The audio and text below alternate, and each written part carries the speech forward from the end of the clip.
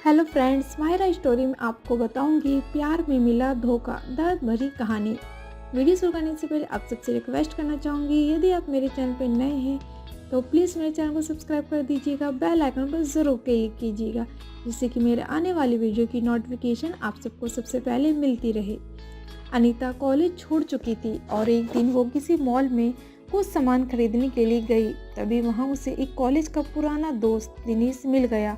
तो दिनेश अनीता से कहा, ओ हेलो अनीता, तुम कैसी हो? कॉलेज छोड़ने के बाद हम सभी दोस्तों को भूल गई। तभी अनीता ने थोड़ा शर्माते हुए कहा कि नहीं दिनेश, दरअसल मैं किसी को भी नहीं भूली, बस बात यह है कि मुझे टाइम ही नहीं मिलता। तभी दिनेश ने अनीता को ऊपर से लेकर नीचे तक उसे घूर कर देखने लगा और अनीता को देखकर वो अपने मन में ये सोच रहा था कि वाह कितनी सुंदर है अनीता, इसका तो नंबर लेना ही पड़ेगा। वैसे अनीता शुरू से ही बहुत ही भोली लड़की थी और ये बात दिनेश जानता था। और दिनेश कॉलेज टाइम से ही बहुत ही फ्रॉड लड़का था, लेकिन ये बात अनीता को बिल्कुल नहीं मालूम थी। तभी दिनेश ने अनीता से कहा कि अनीता चलो एक कप चाय पीते हैं। तो अनीता ने मना किया, लेकिन दिनेश ने कहा कि यार पता नहीं फिर हम कब मिलेंगे, चलो ना यार। तब दिनेश उसका हाथ पकड़कर कॉफ़ी पिलाने ले गया और अनीता मना ही नहीं कर पाई। तभी दोनों ने कॉफ़ी पी ली और फिर अनीता जाने लगी, लेकिन दिनेश ने अनीता को बड़ी ही चालाकी से उसका नंबर भी मांग लिया और अनीता ने दिनेश को अपना नंबर ना जाने क्यों दे दिया। तब अनीता ने कहा कि दिनेश अब मैं चलती हूँ, शायद मुझे बहुत देर हो गई है, घर पर सब मेरी राह देख रहे होंगे। तो दिनेश ने फिर से अनीता को, रुको तो सही, इतने दिनों में हम मिले हैं, 5 मिनट रुक जाओ बस। अच्छा ये बताओ कि तुम्हारा अब तक कोई बॉयफ्रेंड है या नहीं है? अभी तक तो तुम यूं ही शर्माती रहती हो। तो अनीता ने दिनेश से कहा कि नहीं दिनेश, मेरा कोई बॉयफ्रेंड नहीं है। तभी दिनेश ने चांस मारते हुए उससे कहा, अरे अनीता, तुम तो इतनी ज़्यादा खूबसूरत और फिर भी तुम्हें आज तक किसी ने भी प्रपोज क्यों नहीं किया? इस बात से अनीता थोड़ा उदास हो गई। इतने में ही दिनेश ने अनीता के कंधे पर हाथ रखते हुए कहा कि तुम चिंता मत करो अनीता, अब जल्दी ही तुम्हारी ज़िंदगी में एक बॉयफ्रेंड आने वाला है और वो तुमसे बहुत ही ज़्यादा प्यार करेगा। और दिनेश ने अनीता के हाथ पर हाथ रख दिया और जैसे अनीता के अंदर कोई करंट सा लगा हो, लेकिन शायद वो दिनेश की आंखों में उसका फ्रॉड पर बिल्कुल भी नहीं देख पाई और वो दिनेश का हाथ अपने हाथ पर से भी नहीं उठा पाई। तभी दिनेश ने अनीता को उसके हाथ पर एक सेल्फी लेने को कहा, लेकिन न जाने अनीता उसको मना क्यों नहीं कर पा रही थी। शायद दिनेश उसके भोलेपन का फ़ायदा उठा रहा था। तब तो दिनेश न जाने उसे व्हाट्सएप पर क्या क्या भेज रहा था, कभी उसे गुलाब का फूल भेज रहा था तो कभी उसे हार्ट या किसिंग वाले मैसेज भेज रहा था। और अनीता कहीं ना कहीं डर लग रहा था, लेकिन दिनेश ने उसको कहा कि अरे यार तुम तो कुछ भी नहीं, मेरे दोस्त की गर्लफ्रेंड तो रोज़ ही उसे एक किस देने एक बगीचे में जाती है और वो तो अपने घर वालों को कुछ भी नहीं समझती। इस बात से अनीता का हौसला बहुत ही ज़्यादा बढ़ गया। एक दिन अनीता के घर पर कोई भी नहीं था। इस बात का दिनेश को पता लग गया तो वो अचानक ही उसके घर पर आ गया।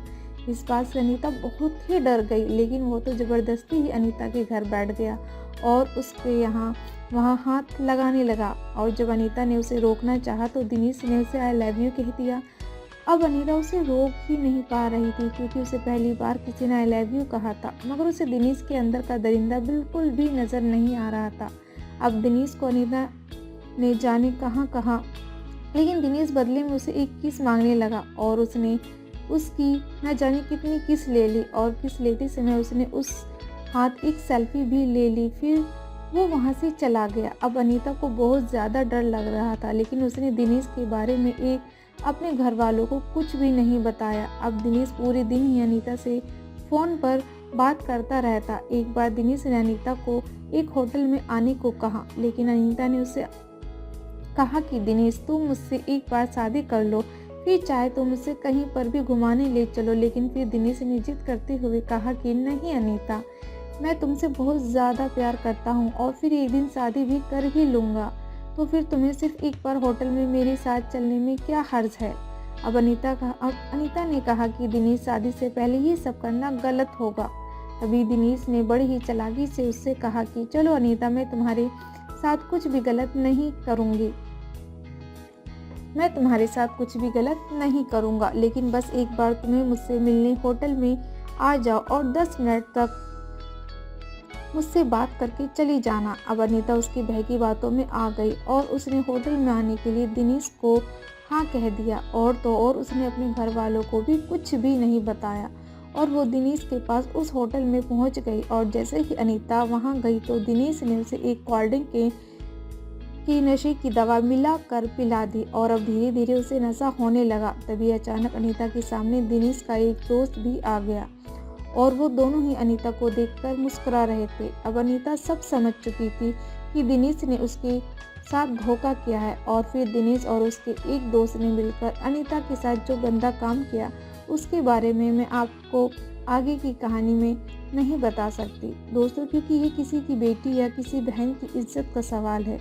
लेकिन ये कहानी मैंने आपको इसलिए सुनाई है क्योंकि अनीता जैसी ही कितनी लड़की ऐसी हैं ये गलती करती रहती हैं। मैं उन्हें सच्चा प्यार करने से नहीं रोक रही, मैं तो बस उनको उन दरिंदों के जाल में फंसने से रोकना चाहती हूँ जिन्होंने न जाने कितनी ही बार अनीता जैसी लड़कियों को अपना शिकार बनाकर उनका जीवन बिल्कुल ही बर्बाद कर दिया है। इसलिए मेरी प्यारी बहनों, प्यार करो मगर सच्चा। और वहाँ अगर कोई लड़का आपको शादी से पहले होटल में या किसी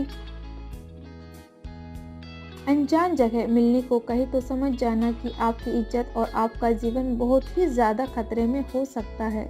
और अगर आपको आपके बॉयफ्रेंड पर पूरा विश्वास भी हो तो प्लीज़ एक बार अपने घर वालों या किसी भी नज़दीकी सहेलियों को सलाह ज़रूर लें ताकि आपका जीवन हमेशा सुरक्षित रहे। उम्मीद करती हूँ आपको मेरी कहानी पसंद आई हो तो वीडियो को लाइक और शेयर भी ज़रूर कीजिएगा। Thank you.